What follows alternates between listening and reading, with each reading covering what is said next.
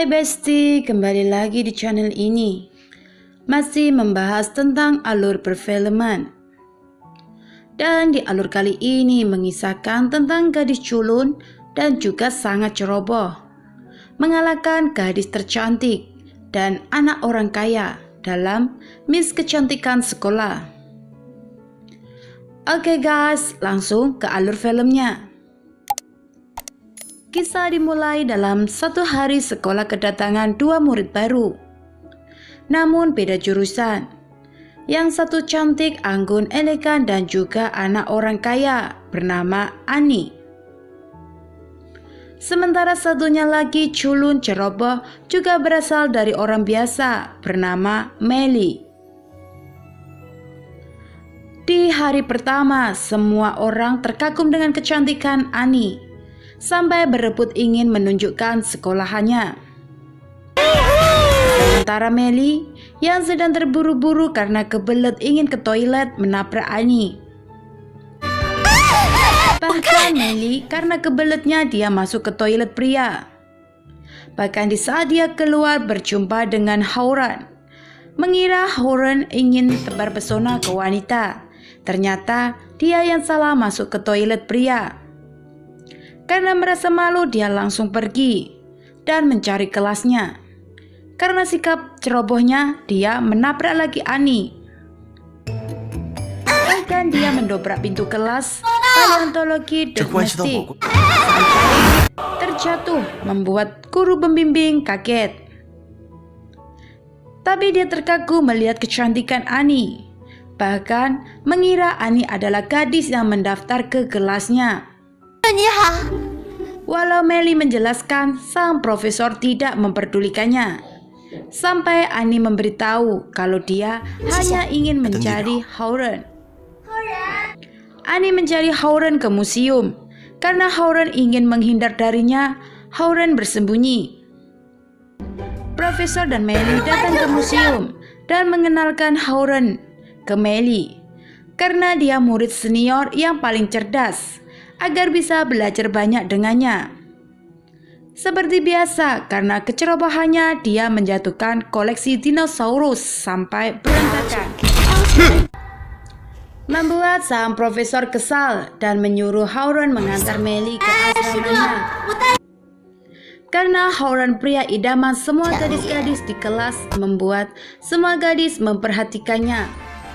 Bahkan di saat sampai di depan kamar, Hauran berusaha mengetuk.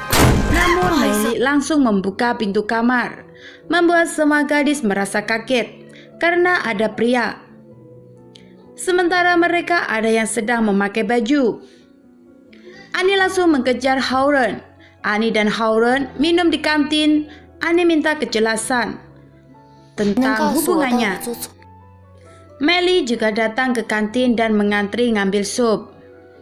Sementara Sauso mengambil paksa sup yang sudah diambil orang dan diberikan pada gadis yang berpenampilan seksi bernama Mimi.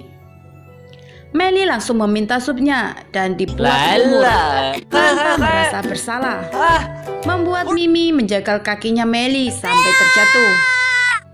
Karena Hauran ingin membantu, Ani langsung yang membantunya. Ani juga mengenalkan Hauran sebagai pacarnya, membuat Hauran kesal dan pergi. Melly ingin mengajak Mimi berantem, namun Sauso dan temannya menghalangi. Temannya Mimi kembali datang dan mengundang Melly datang ke pesta penyambutan dan menyuruh menggunakan kostum. Acara pesta dimulai, semua menggunakan baju pesta. Sementara Melly yang memakai kostum sendiri membuatnya malu. Namun Sauso dan Mimi serta lainnya tidak membiarkannya pergi. Ani memanggil Melly untuk tampil di panggung. Karena mau dia pura-pura tidak ada pasangan, jadi tidak bisa menari. Namun semua tidak mengizinkan Melly pergi. Ayahnya datang memakai kostum Ultraman, membuat semua orang menertawakannya. Melly pergi dengan kekesalan dan marah pada ayahnya karena dia sudah merasa malu dengan bajunya. Tapi ayahnya juga datang memakai baju kostum. Di sekolah, di kelas, Melly tertidur membuat sang profesor marah dan memberinya pertanyaan. Namun hanya Howren yang bisa menjawab. Sang profesor menasihati muridnya, yang hanya 5 orang, karena tidak ada yang minat di jurusan paleontologi, agar mereka memiliki minat di kelasnya. Sementara kepala sekolah ingin mengadakan Miss Kecantikan, yang selalu diadakan setiap setahun sekali. Semua dosen mengejek profesor karena memang kelasnya tidak pernah ada murid perempuan. Dan baru tahun ini ada 1 murid perempuan yang mendaftar di kelasnya. Karena tersinggung, Profesor Wang ingin mengikuti kontes kecantikan. Melly yang sangat menggemari Yisuan, pembawa acara di radio, melihat posternya di sekolah karena dia yang akan jadi juri. Melly langsung mengambil posternya. Di kelas, profesor menjelaskan pelajarannya, tapi semua murid sudah tidak ada di kelas. Hanya Melly yang ada di kelas, namun dia tertidur. Profesor membangunkan dan menanyakan tentang gambar di poster yang ditidurinya. Apa dia yang menjadikan Melly inspirasi? Profesor menyuruh Melly agar mengikuti kontes kecantikan. Awalnya Melly menolak karena Profesor Wang memberitahu yang menang bisa menghabiskan waktu selama 1 bulan bersama Yisuan. Melly menjadi setuju. Semua yang ingin ikut peserta mendaftar. Annie juga mengikuti. Karena Melly ingin bersama Yisuan, dia pun ikut mendaftar. Akan tetapi semua temannya pada mengejek karena Melly sangat culun dan jelek. Sesampai di rumah, Melly melihat ayahnya terluka. Dia mengobati lukanya dan memberitahu kalau dia akan ikut kontes kecantikan. Awalnya ayahnya kaget, tapi dia langsung mengizinkan dan melatih Melly. Namun semuanya tidak sesuai dengan yang diajarkan. Kontes kecantikan dimulai. Semua berlomba menampilkan bakat masing-masing. Ada yang lolos dan ada yang tidak. Dan peserta yang terakhir, Melly. Awalnya semua juri tidak ingin meloloskannya. Sang profesor memohon pada juri yang di sampingnya agar mendukung muridnya sebagai rekan. Melly pun masuk ke babak selanjutnya. Keesokan hari di sekolah, semua mengejek Melly karena kenapa dia bisa lolos kontes kecantikan, sedangkan dia tidak cantik sama sekali. Bahkan di kelas, semua temannya mengucapkan selamat karena sudah lolos. Profesor memberitahu Melly kalau dia harus ikut latihan. Awalnya keberatan karena Howren yakin dan menyemangati, dia pun ikut latihan. Di sana ada guru yang mengajari agar semua peserta bisa menjadi anggun dalam setiap hal. Sang guru kaget saat memperhatikan satu persatu kontesan karena Melly memakai baju renang dengan gambar Superman. Melly juga mengikuti gerak sang guru membuat semua kontestan tertawa. Semua kontestan dibawa ke kolam renang. Di sana ada Howren dan ketiga temannya. Sang guru menyuruh agar jalan di pinggir kolam. Dan berikutnya sang guru menyuruh Melly agar jalan di pinggir kolam dengan gaya. Karena Melly tidak memakai sepatu, sang guru memberhentikannya. Melly menganggap sandal yang dipakainya sepatu, membuat sang guru kebingkal-bingkal. Annie menawarkan sepatunya yang tidak dipakai dan menyuruh Mimi mengambilkan untuk Melly. Melly mulai jalan di pinggir kolam dan tercebur di kolam. Dia pun tenggelam karena tidak bisa berenang. Howren mencoba menyelamatkan.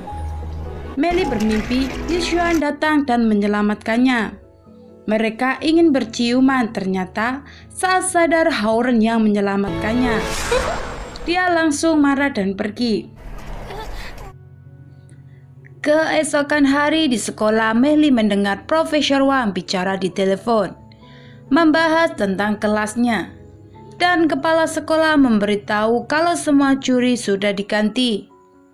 Profesor merasa cemas. Bagaimana Melly bisa lolos?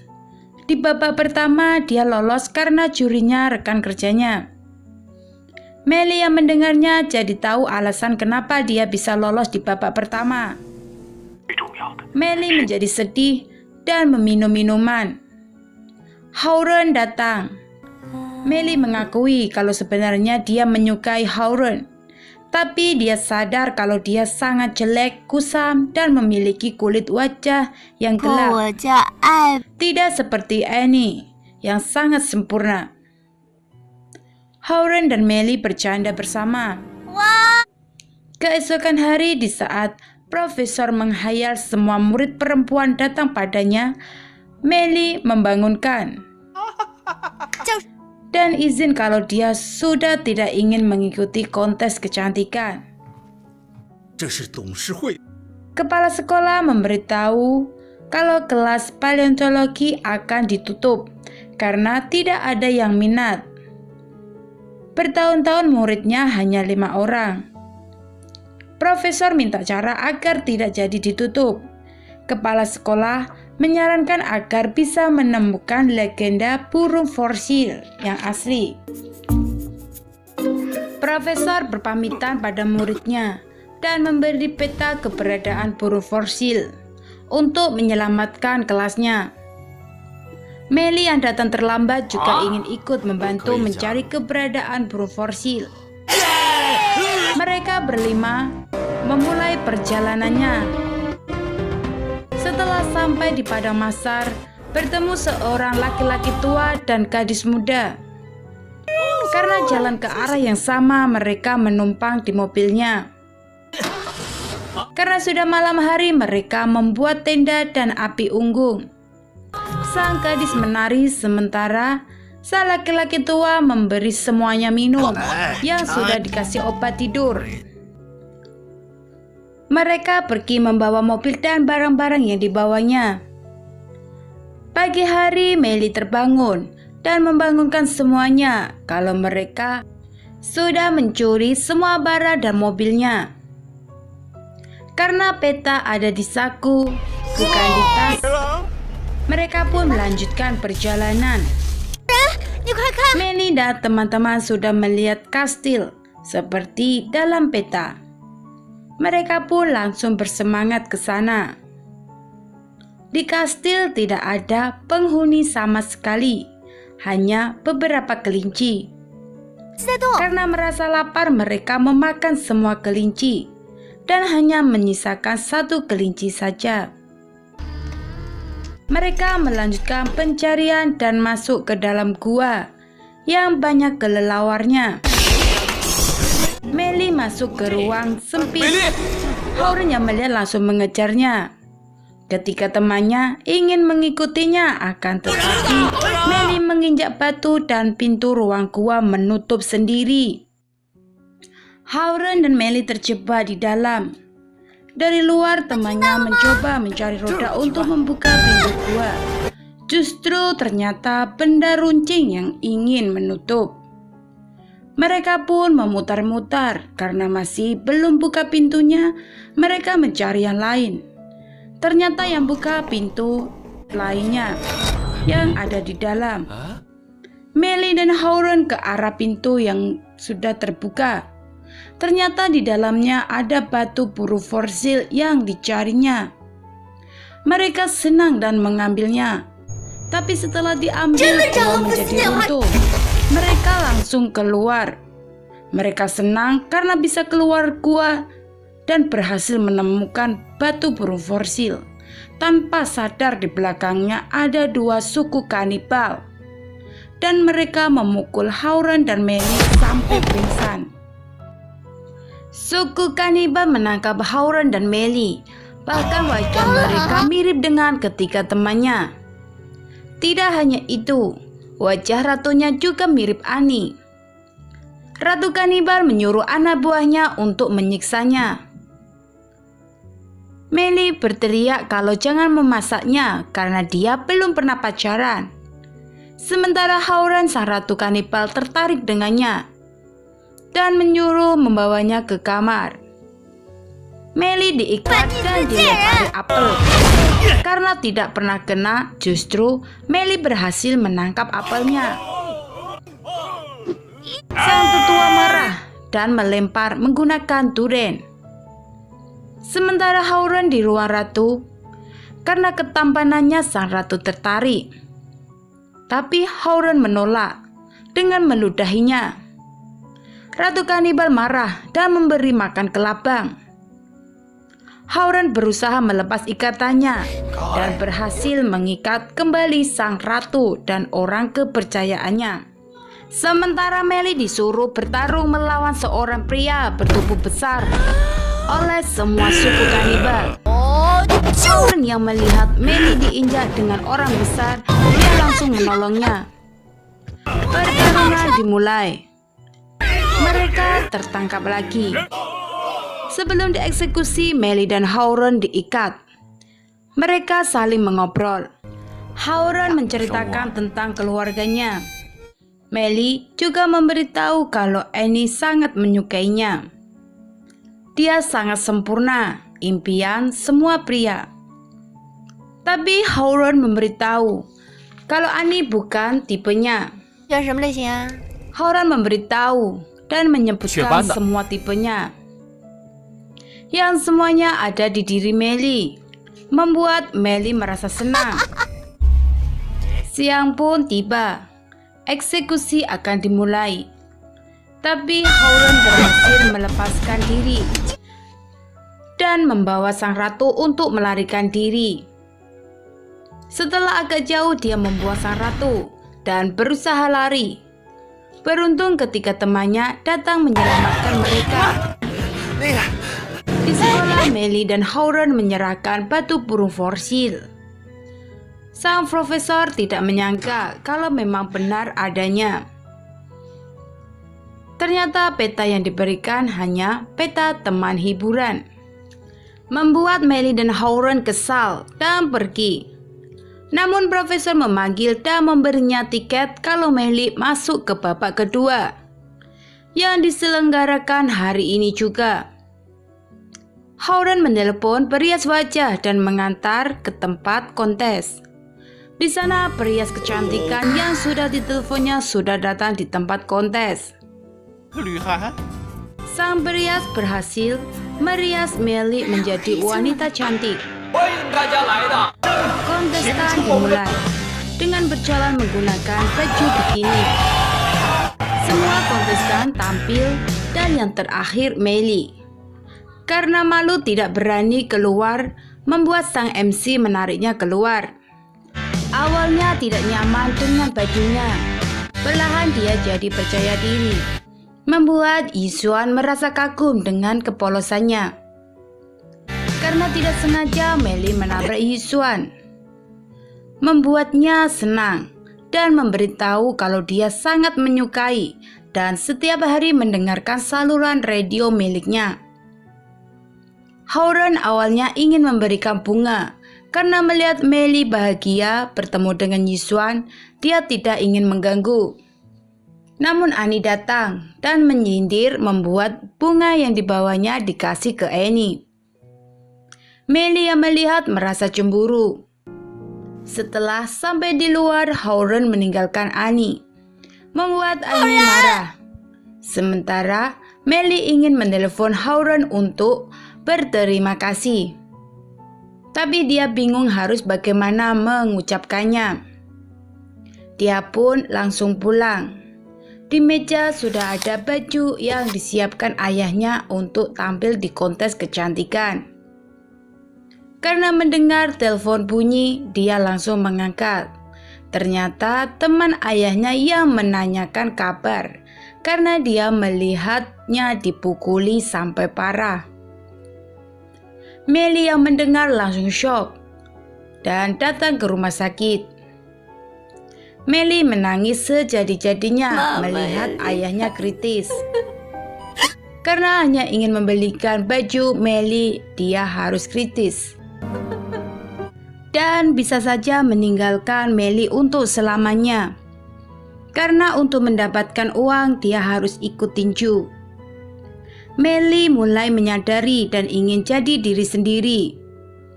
Ayahnya sadar dari koma dan berjanji tidak akan mengulangi lagi. Kontes babak final ingin dimulai. Ani menyuruh Yiswan datang di ruang make up-nya. Di sana Ani merayu Yiswan agar tidak mendukung Melly. Yiswan memberitahu Ani apa dia sudah menyerah dan pergi meninggalkannya. Membuat Ani kesal karena dia ditolak. Kontes dimulai dengan Ani karena hanya Melly dan Ani masuk ke babak final. Karena Melly ingin menjadi dirinya sendiri, dia tidak ingin dirias. Dia merias dirinya sendiri. Di saat Melly tampil, ingin menyanyikan lagu, Ani mematikan musiknya, membuat semua orang menyuruh Melly turun. Tapi sebelum Melly pergi, dia mengatakan sesuatu. Kalau kontes tidak penting, tapi kamulah yang penting. Sementara Yiswan ke tempat di mana musik dimatikan dan menyalakannya. Howran datang dengan musik. Yiswan memberi kode musik sudah siap. Ani pergi dengan kesal. Melly bernyanyi, semua menikmatinya. Keesokan hari di sekolah, Melly mendapat telepon dari Yiswan. Dia pun kaget dengan yang disampaikannya. Kepala sekolah memberikan undangan. Karena dia yang menang, dia mendapat undangan untuk ikut di Miss Kecantikan Global. Melly tidak menyangka, dia pun merasa senang dan bahagia. Kisah pun berakhir dengan bahagia.